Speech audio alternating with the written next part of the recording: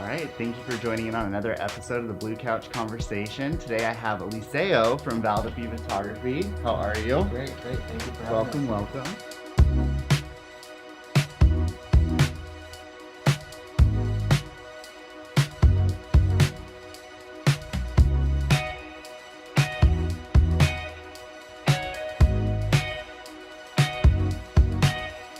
So tell me about what you do and how you got started.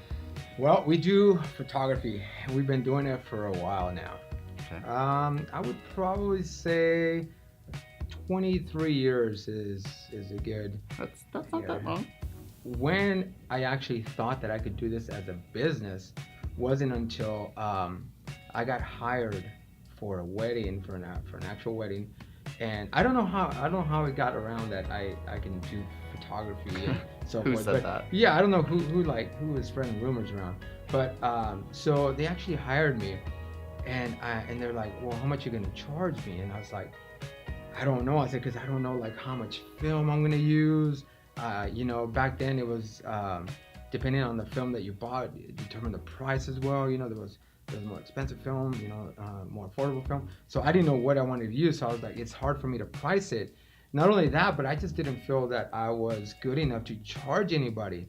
So they hired me, and I said, afterwards I'll charge you, what I spent plus a little bit more to make some money. They're like, okay. Those are some nice people. Yeah. It's rare. Well, no, I was a nice one because I didn't charge them, and I didn't know how much I was gonna charge them, and they were just like, they're gonna get some pictures. So, anyways, they got the photos back, and it was honestly probably back then for a long time that was some of the best work I had done, and I remember the dad of the groom came by, and he picked up all the photos, and I remember I spent all this money on these little albums, making them look even nicer, because the presentation was everything. I had read that in a book somewhere, in a magazine somewhere, and I was like, okay, I'm gonna, make sure this presentation is good. And keep in mind, this is in the mid '90s, so this is a long time, way before digital. And I show him the books, and I'm just looking at his expression while he's looking, and then he goes, "These are really good." And I said, okay, well, I said, he's just saying that because he's got no choice. I mean, Right. Can't redo them. Can't redo them, So, but they were good. And he goes, how much do I owe you? And I said, well, I'm thinking in my head, like, okay, I spent this much for these little albums. I spent this much for this much. I spent probably like 110, 120 bucks. And I was like, $200. And I was expecting him to be like, what? Are you crazy? I'm not gonna pay you 200 bucks. So he's all like, no, I'm gonna give you 300. This is worth much more than 200. Oh, well, there you go. Make I was some like, money. all right. And and at that point I was like, I must be somewhat decent in photography for people to actually pay me more than what I'm charging them. Because there's a point where like people are nice, to you, because they're like, oh yeah, the photography is nice and all this and that. But I think like when people actually like pay you more than what you're asking, that's when like you're doing okay. There's something they want. Yeah. So with that, Valdophye blossoms.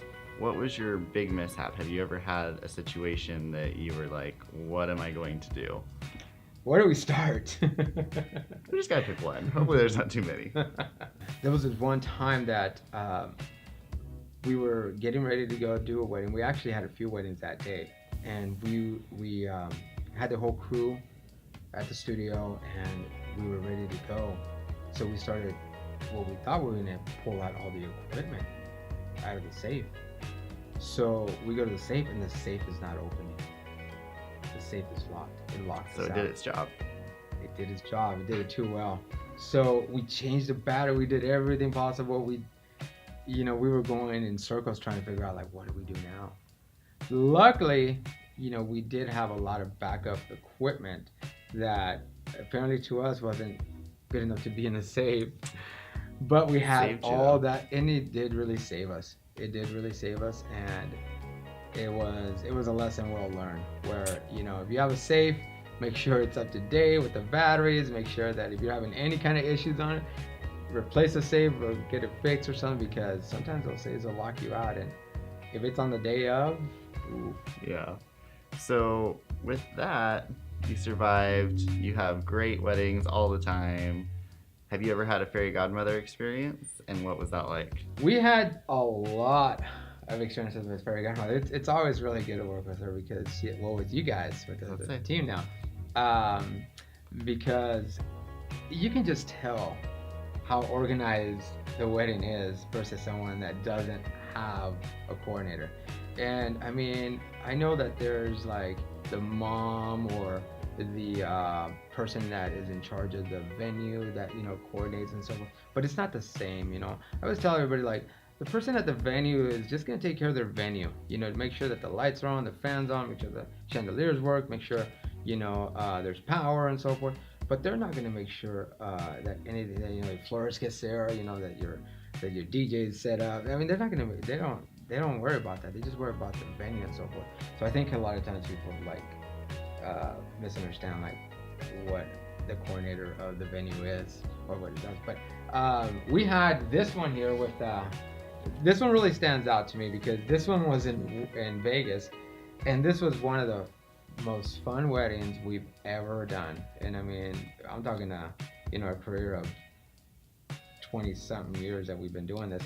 This wedding in Vegas was just over the top, and it was so much fun with Colleen there, and I mean, it went as smooth as I think any wedding could possibly go.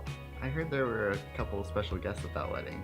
There was a lot of them at the reception, and when I tell the story about the Vegas wedding, people are like, oh, so you had Elvis singing, for the first dance and stuff.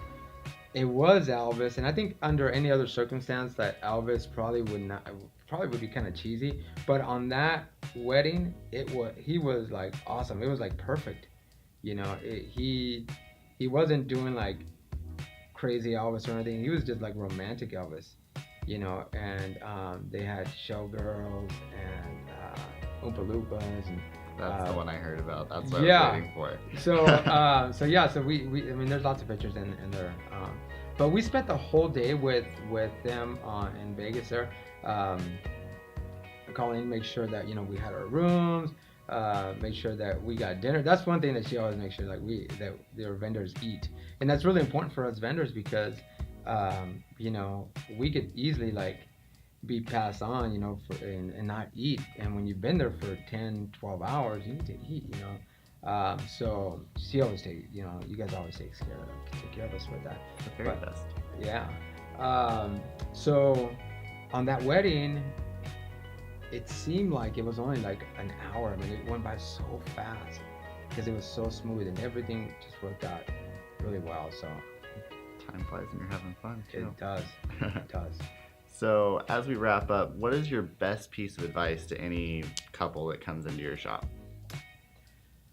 I think, and you know what, we were just actually having a meeting about this because I think that when you shop around for wedding vendors, you shouldn't shop price. And I think nowadays everybody shops price.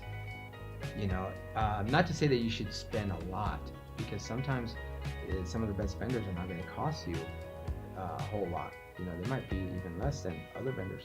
But it's just really what makes you comfortable. If you see, I can only speak like on photography behalf, Of course. But when you see a style that you like, and you should always interview your photographer based on the style, and based on their personality, based on their reputation, and then at the end worry about the price. But I don't think you should ever start off with how much is it, because you really need to hear somebody out as far as like what they're offering you, what you're gonna get in the end, when it's all said and done, versus how much it's gonna cost you up front. So that would be my best advice. That's some good advice. Well, thank you, and thank you for joining us on the Blue Couch Conversation. It was a pleasure having you. Thank you for having me. Thank you. Darling, I love you. You say goodbye, away you fly, but on your lips you keep a kiss. All your life you'll dream of this lovely, lovely.